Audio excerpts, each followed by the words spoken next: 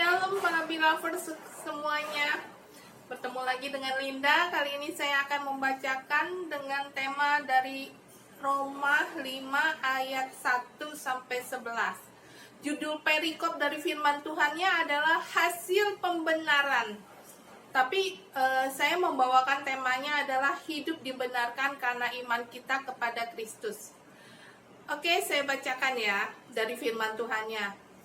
Sebab itu, kita yang dibenarkan karena iman, kita hidup dalam damai sejahtera dengan Allah oleh karena Tuhan kita Yesus Kristus. Di ayat 2, oleh Dia kita juga beroleh jalan masuk oleh iman kepada kasih karunia ini. Di dalam kasih karunia ini kita berdiri dan kita bermegah dalam pengharapan akan menerima kemuliaan Allah. Dan bukan hanya itu saja, kita malah bermegah juga dalam kesengsaraan kita, karena kita tahu bahwa kesengsaraan itu akan menimbulkan ketekunan, dan ketekunan itu akan menimbulkan tahan uji, dan tahan uji menimbulkan pengharapan, dan pengharapan tidak mengecewakan, karena kasih Allah telah dicurahkan di dalam hati oleh Roh Kudus yang telah dikaruniakan kepada kita. Karena waktu kita masih lemah, Kristus telah mati untuk kita, orang-orang durhaka, pada waktu yang ditentukan oleh Allah. Sebab tidak mudah seorang mau mati untuk orang yang benar, tetapi mungkin untuk orang yang baik ada orang yang berani mati. Akan tetapi Allah menunjukkan kasih-Nya kepada kita oleh karena Kristus telah mati untuk kita ketika kita masih berdosa. Lebih-lebih karena kita sekarang telah dibenarkan oleh darah-Nya, kita pasti akan diselamatkan dari murka Allah.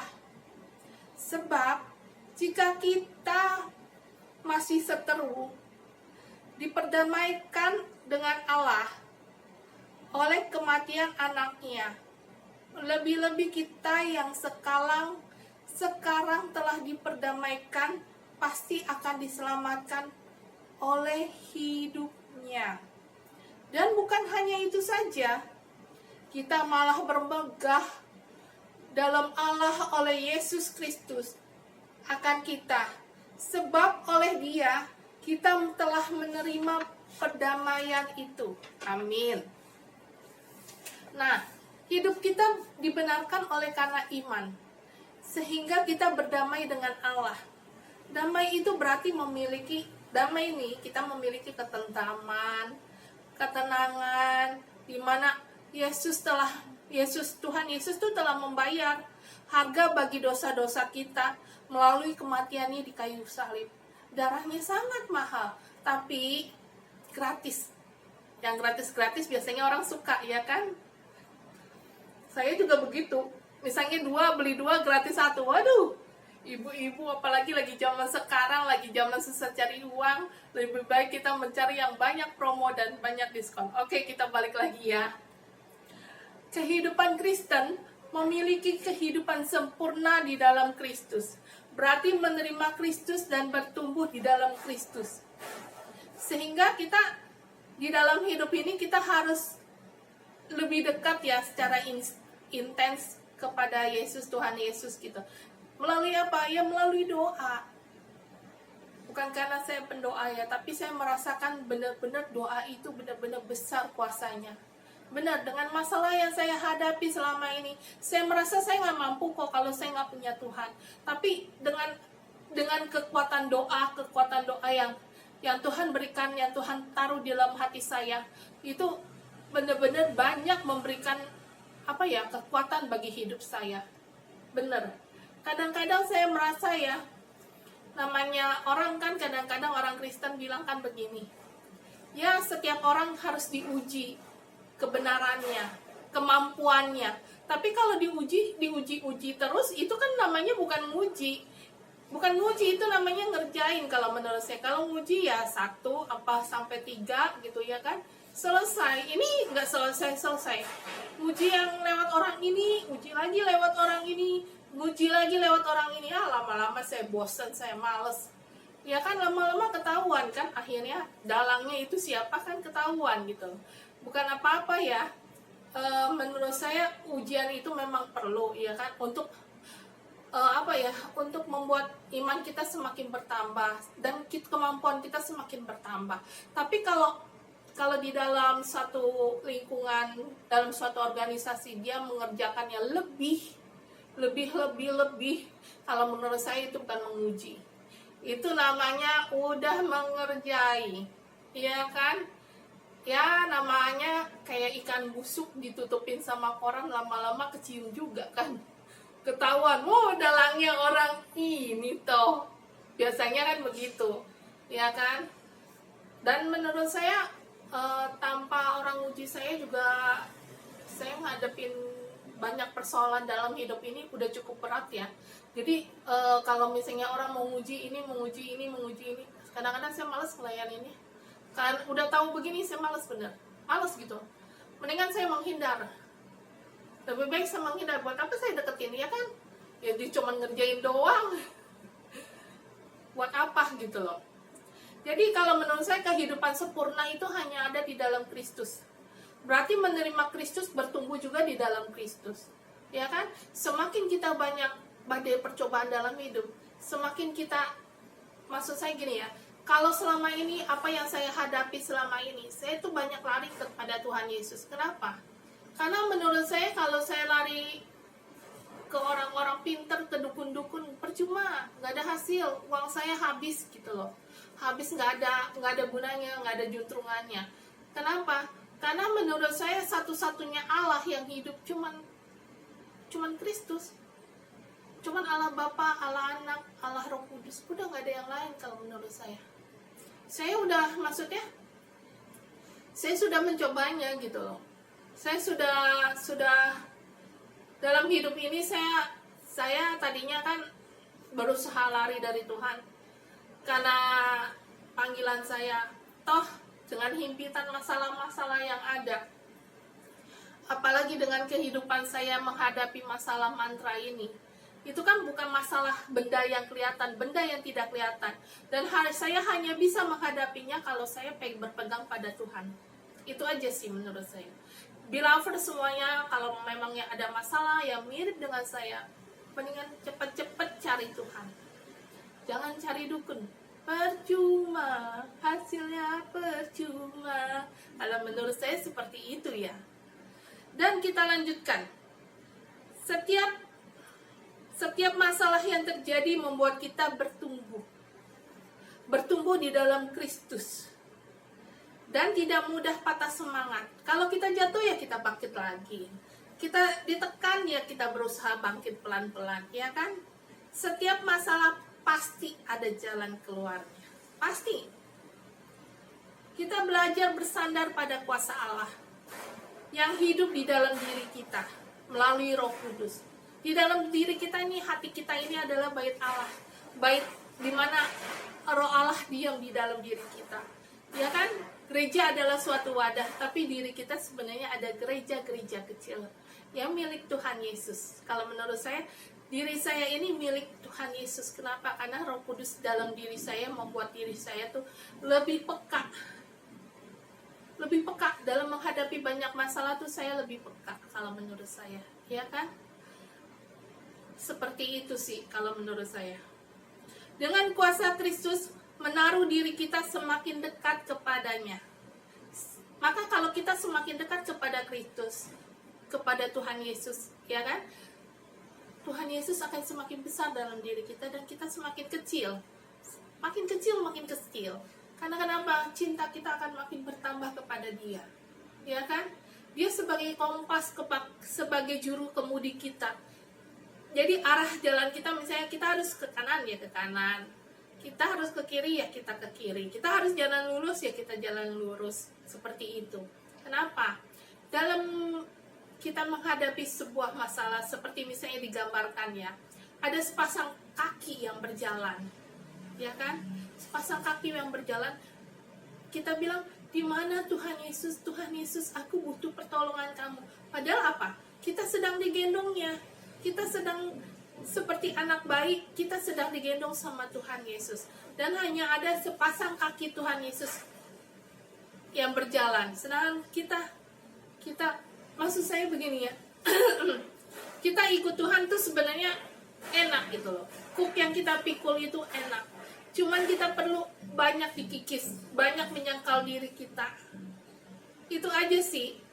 Kita harus semakin dekat kepada Allah. Karakter kita akan semakin banyak dirubahkan. Seperti itu. Daripada kita ikutin misalnya persugihan atau apa gitu ya kan. Banyak sekali kan. Perlu ini A, B, C, D, E sesajennya. Keluar duitnya banyak. Belum kita semedinya, belum kita baca mantranya. Ribet. Udah gitu, mending kita dapat kehidupannya kekal. Kan enggak. Yang kita dapat adalah apa? Neraka, api yang kekal. Kalau menurut saya lebih baik, lebih aman dan gratis. Ya, Tuhan udah menunjukkan kok kasihnya kepada kita. Tuhan udah membuktikan kalau dia benar-benar sayang sama kita. Dia telah menunjukkan. Sekarang ada nggak manusia yang bisa mati buat kita? Kan nggak ada. Hanya Tuhan Yesus Kristus yang berani mati. Sebelum kita ada, dia berpuluh-puluh tahun yang sebelumnya. Dia telah mati kita, telah menebus segala dosa-dosa kita, ya kan? Seperti anak bungsu yang lari, yang minta warisan kepada orang tuanya. Kemudian udah dia merasa dapat duit banyak, dia pergi lari dari kotanya. Dia pergi ke kota lain. Dia banyak menghambur-hamburkan uang, banyak minum, banyak pesta pora, banyak uangnya dihambur-hamburkan. Dia tidak mencari uang, tapi dia mendapatkan dari warisan, dan akhirnya warisan itu habis hanya karena untuk dia pesta-pesta. Nah, setelah dia habis uang, dia baru mencari nafkah kan, mencari uang. Ternyata kan mencari uang tidak semudah yang dia pikirkan kan. Akhirnya dia cuma menjadi pelayan, menjadi kacung, menjadi budak. Dimana untuk makan aja dia makan dengan ampas babi, gitu loh. Maksudnya ini sebagai salah satu contoh, ya kan? Jadi menurut saya Kristus itu telah membuktikan kasihnya kepada kita, cintanya kepada kita, di mana dia mau menjembatani. Sebelum kita kan udah bawa dosa asal gitu loh. Pada waktu Adam dan Hawa itu jatuh dalam dosa, itu kan namanya dosa asal yang turun-temurun yang memang menjadi dosa kita gitu loh. Dan Tuhan tuh telah membuktikan dengan menjembatani gitu loh, memberikan anaknya yang tunggal supaya dia mati untuk kita gitu. Untuk menggantikan semua dosa kita lah yang dipikulnya, penyakit kita lah yang dipikulnya, kutuk-kutuk semua kita lah yang dipikulnya. Makanya saya bilang darah Yesus itu berharga. Kenapa? Kalau kita dalam keadaan apapun gitu, dalam hidup, kalau kita kena sesuatu, barang yang tidak kelihatan, kita berasanya apa? Hawanya panas, seperti itu. Auranya beda, menurut saya. Itu batal semuanya dengan darah Yesus. Benar. Kenapa? Darah itu mahal. Karena kenapa? Dia memberikan nyawanya buat kita. Ya kan? Dan nyawanya itu lebih berharga dari apapun. Kalau menurut saya seperti itu ya. Di ayat 3 ini Paulus menuliskan, pada waktu Paulus menulis itu pada tahun 57 sebelum Masehi, dia menuliskan untuk masa yang akan datang. Masa yang akan datang ini ternyata pada abad pertama. Dia menceritakan, dia menubuatkan kalau misalnya orang Kristen pada abad pertama akan mengalami banyak penderitaan, kesengsaraan. Masa mendatang kita akan mencapai keadaan yang memang benar-benar sulit. Sehingga kita harus mengalah berbagai keadaan yang membuat kita bertumbuh di dalam Kristus. Karena kalau kita semakin terjepit, semakin keadaan kita dalam hal positif ya, kalau kita semakin tertekan dalam hidup ini, kalau menurut saya lebih baik kita cari Tuhan. Aman, jalannya pasti lebih aman dari cara apapun yang ada di dunia ini. Kita jangan mengandalkan kekuatan kita, tapi kita mengandalkan kekuatan Allah dalam hidup kita. Kenapa? Karena Allah tuh telah memberikan apa ya, proteksi dalam diri kita, membuat kita tuh lebih apa ya, jadi nggak gampang stres kalau menghadapi masalah, nggak gampang gugup dalam menghadapi masalah. Kita hanya minta kepada Tuhan, kita hanya lebih banyak berdoa kepada Tuhan. Itu kalau menurut saya. Apalagi akhir-akhir ini ya, dengan keadaan yang serba sulit, ekonomi yang serba sulit belakangan ini. Mencari uang, kita mau ngeluarin modal, kadang-kadang kita bingung.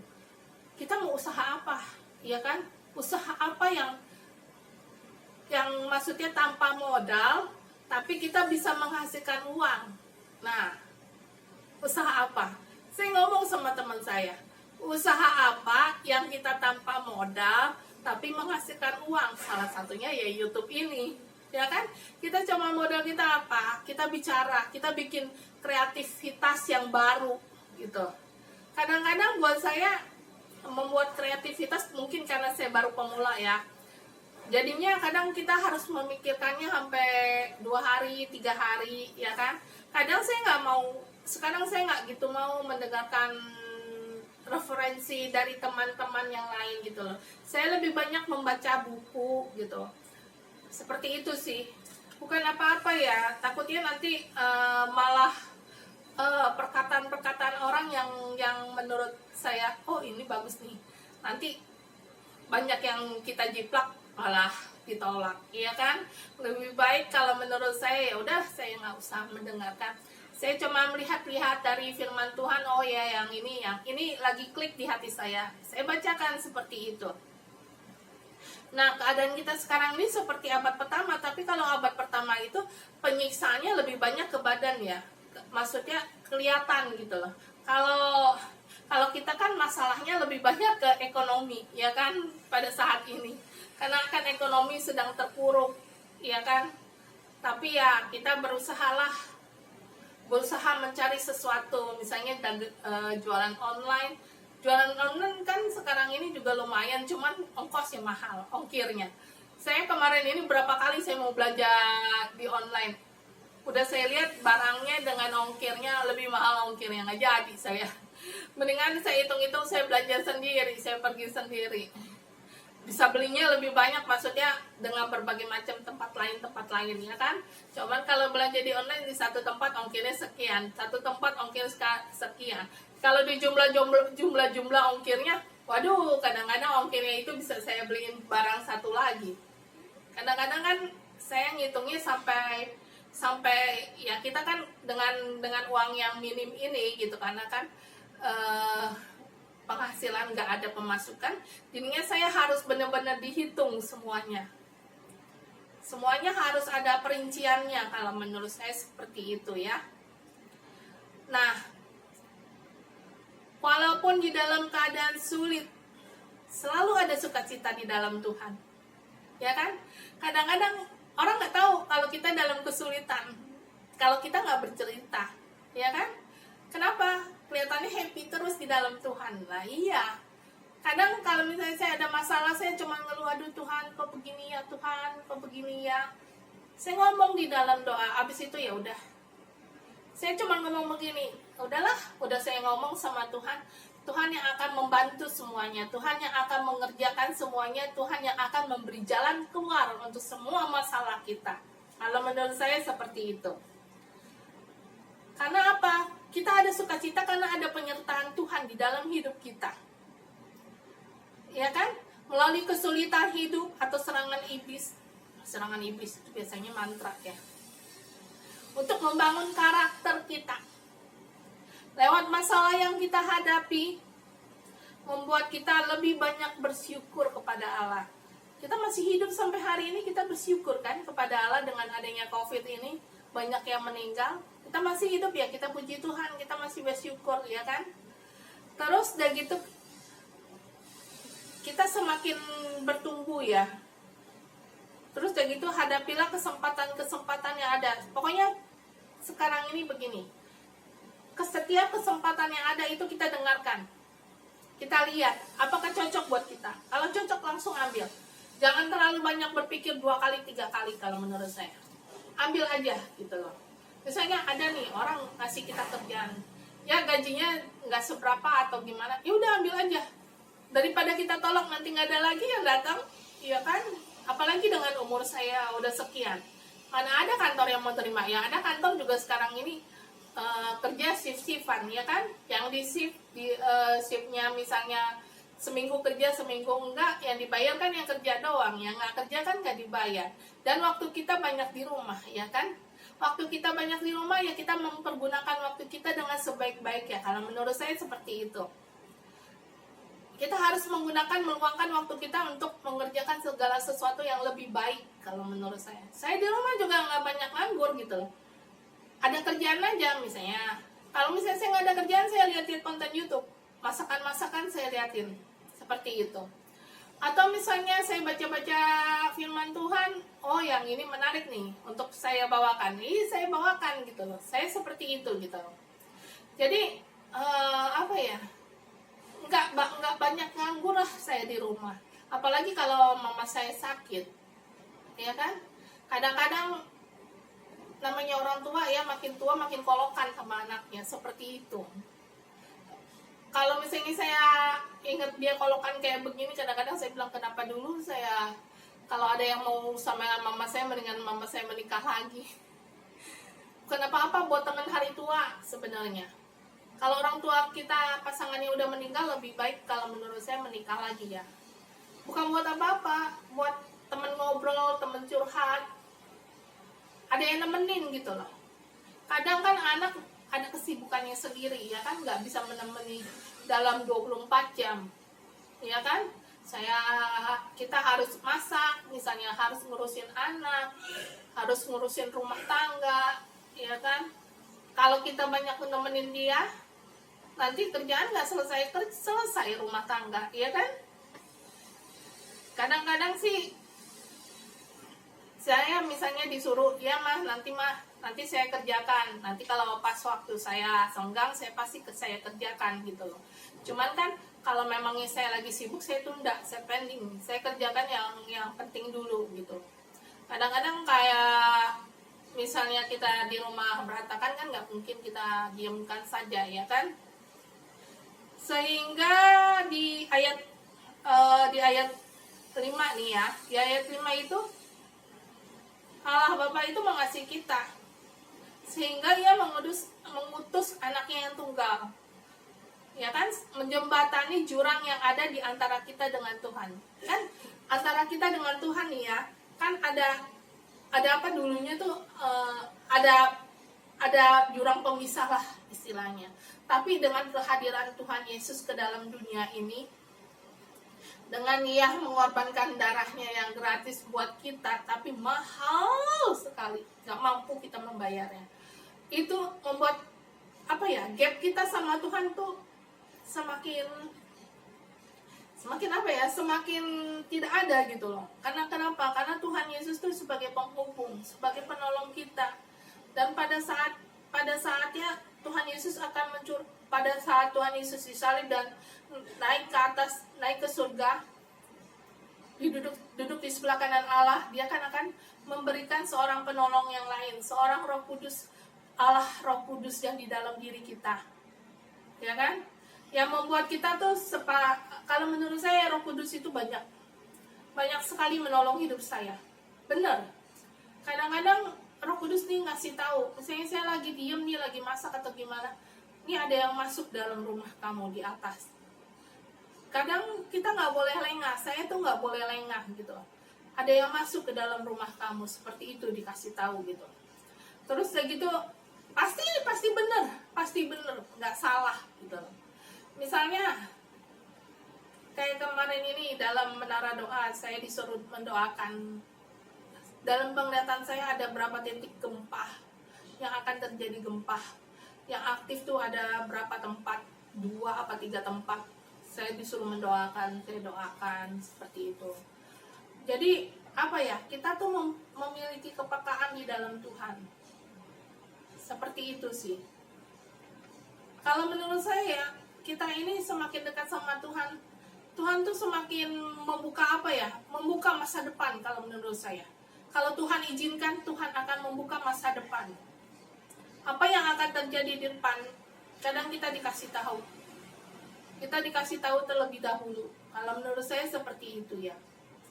Dan kalau menurut saya, kadang saya suka minta gitu loh. Saya suka minta tanda dari Tuhan. Kayak misalnya saya mau kuliah ini ya, saya minta tanda dari Tuhan. Ini adalah kuliah saya yang ketiga sebenarnya sebagai hamba Tuhan. Saya tuh minta tanda dari Tuhan.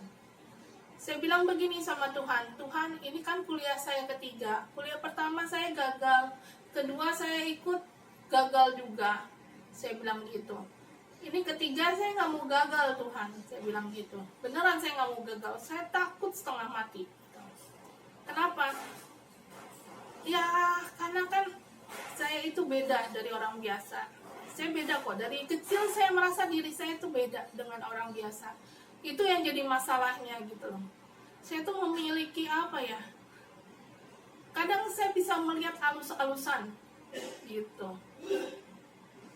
Kalau nggak setiap waktu sih, cuman kadang saya bisa melihat gitu. Tapi karena keseringan saya melihat, jadi saya nggak takut gitu. Saya nggak takut dengan barang-barang begitu. Kalau menurut saya sih seperti itu ya. Makanya saya merasa saya beda. Saya merasa diri saya itu beda dari orang biasa. Seperti itu sih menurut saya. Dan saya udah puasa dulu waktu saya gadis. Puasa saya sampai lama. Rajin banget saya puasanya. Kata orang Senin Kamis, oh iya saya puasa Senin Kamis. Padahal saya nggak tahu artinya, cuma disuruh Senin Kamis. Kadang-kadang saya lagi lupa hari Kamis sih, saya ganti Jumat. Saya males Jumat, yang saya ganti Sabtu. Suka-suka saya lah, seminggu 2 kali. Gitu. Sampai ada kali setahun lebih saya puasa, beneran. Puasa jam 7 malam sampai jam 12 siang. Terus tahu nggak? Saya sadar. Oke. Saya tuh puasa tuh, kata orang Senin Kamis, oke saya puasa Senin Kamis. Terus kayak gitu kadang saya lupa, misalnya lupa hari Seninnya apa hari Kamis, saya ganti hari lain, pokoknya seminggu 2 kali. Saya sadarnya waktu saya kuliah kok makin bukan kuliah, waktu saya kerja saya suruh lembur gitu ya. Itu tempat, enggak, mejanya kan udah kosong, meja sekretaris itu udah kosong. Tiba-tiba ada nenek-nenek. Udah gitu saya mau samperin, tapi saya bilang kok nenek-nenek ini datang dari mana ya, duduk di meja sambil senyum-senyum gitu. Terus saya gitu saya mau samperin, saya doa, tiba-tiba hilang gitu. Saya bilang ini nggak beres sih, saya bilang. Udah akhirnya saya bilang gini, Tuhan Yesus maaf ya, tapi saya nggak mau puasa lagi. Bukan apa-apa, mata saya bukan makin gelap, maksudnya saya nggak mau lihat lagi gitu barang-barang alusan begitu, saya nggak mau lihat lagi, tapi makin tajam, saya bilang begitu. Udah saya nggak mau puasa lagi habis itu. Tapi jangan diikutin ya, karena memang saya ada yang kasusnya beda lah istilahnya, kasusnya beda. Kalau saya semakin puasa saya semakin peka, bener, saya semakin peka kok. Dalam hal-hal macam-macam saya lebih peka. Kalau menurut saya seperti itu ya. Nah, kita teruskan ya. Allah Bapa dan Yesus Kristus mengutus Roh Kudus untuk memenuhi hidup kita dengan kasih. Sebenarnya kita ini lemah dan tidak berdaya, benar sih, benar. Karena kita tidak mampu untuk menyelamatkan diri kita sendiri, sehingga kita perlu Allah di dalam hidup kita. Karena kenapa? Karena ketidakmampuan kita, ya kan? Ketika kita masih berdosa, Allah telah mengutus anak yang tunggal, Yesus Kristus, bagi kita. Jadi kapanpun kita tidak yakin akan kasih Allah, ingatlah bahwa Yesus telah datang sebelum kita untuk menghapus segala dosa kita karena kasih Allah kepada kita. Roh Kudus diutus untuk tinggal di dalam kita, menuntun hidup kita sehari-hari. Begini ya, kalau menurut saya, kalau kita punya Roh Kudus tuh jangan dicuekin, ya kan? Dalam diri kita tuh ada Roh Kudus, kita jangan cuekin, jangan kita diamkan gitu loh. Kita belajar untuk peka gitu loh, belajar kita untuk berbicara gitu loh dengan Roh Kudus. Kita sapa setiap hari. Halo, selamat pagi Roh Kudus. Selamat siang Roh Kudus, saya mau pergi ke sini, Roh Kudus tolong lindungi saya. Jadi maksudnya kita ada hubungan gitu loh. Lama-lama kita peka gitu. Kadang saya ngebohong aja, saya ngomong misalnya saya udah sebel nih, ini orang kok nanya melulu, padahal saya nggak gitu kenal kok, tapi kok kepo banget, mau tahu banget.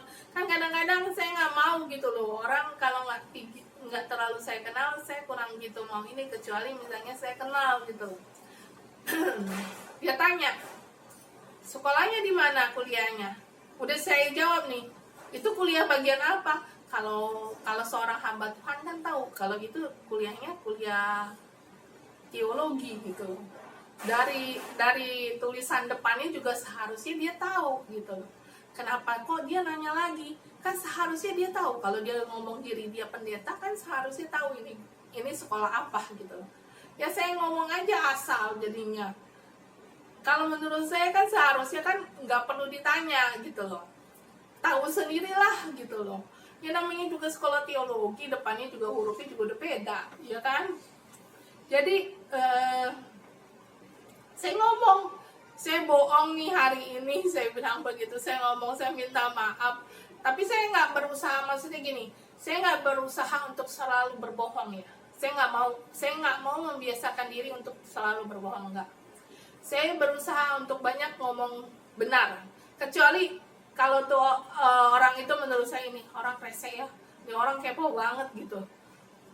Menurut saya gitu, terlalu kepo lah kalau menurut saya. Nah, itu dia yang saya nggak suka. Dan biasanya kalau misalnya saya udah nggak gitu menyukai orang, biasanya saya menghindar. Biasanya saya tipenya begitu gitu loh. Menurut saya ini orang kayaknya nggak asik buat berteman gitu. Akhirnya saya menghindar. Seperti itu saya gitu. Tapi kalau menurut saya ini orang asik nih, walaupun saya baru pertama kali saya lihat dia gitu loh. Nggak perempuan, nggak laki. Kalau saya lihat nih orang asik nih gitu loh. Maksudnya buat ngobrol kayaknya enak nih. Saya bisa ngobrol banyak kok.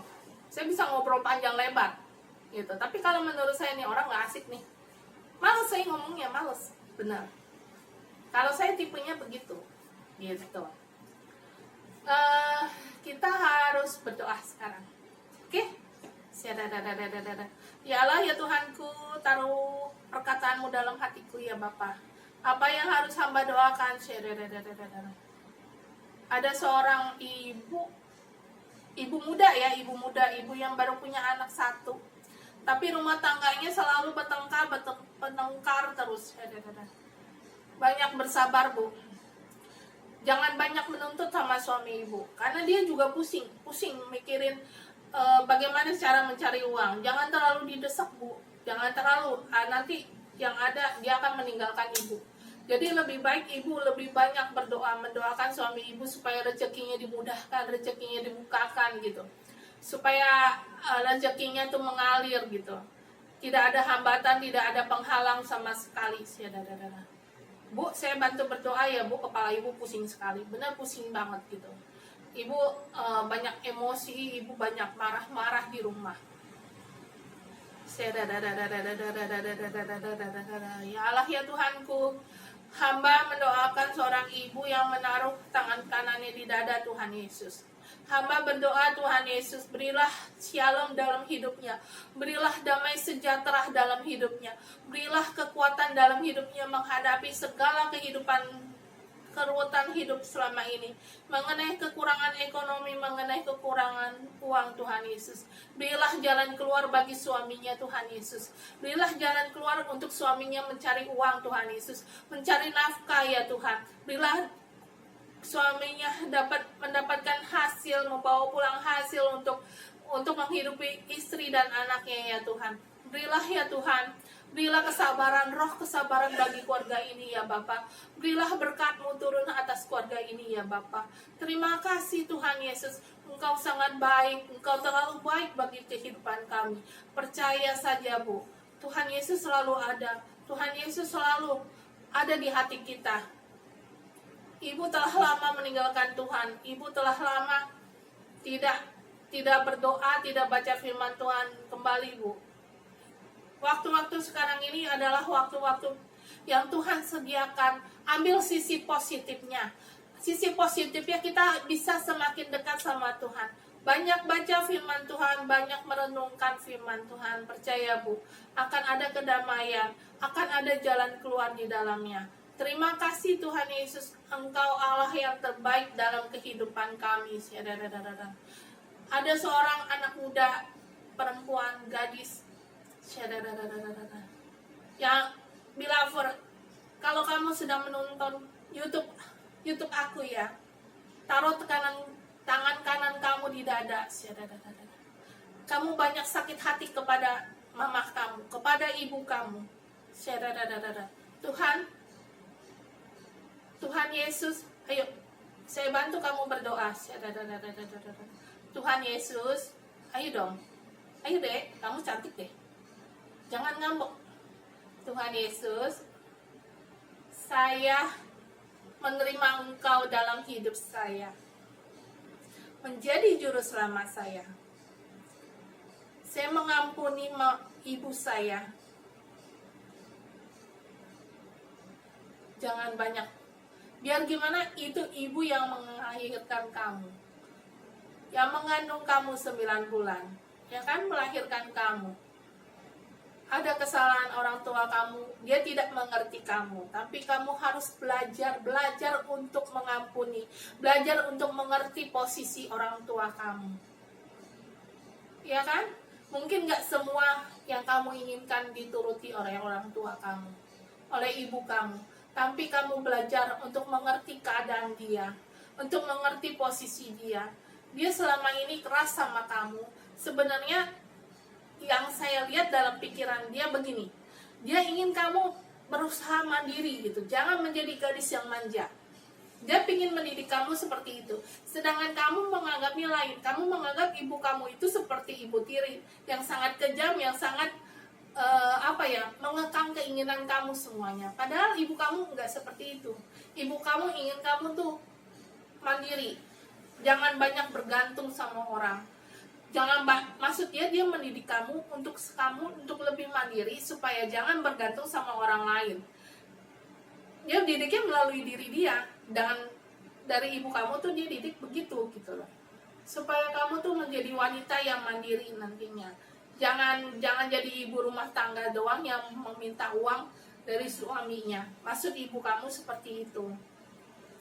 Kamu harus sekolah tuh lebih tinggi lagi gitu loh. Dengan begitu kamu akan mendapatkan pekerjaan yang lebih baik, dan tidak usah mengandalkan uang dari suamimu seperti ibu kamu.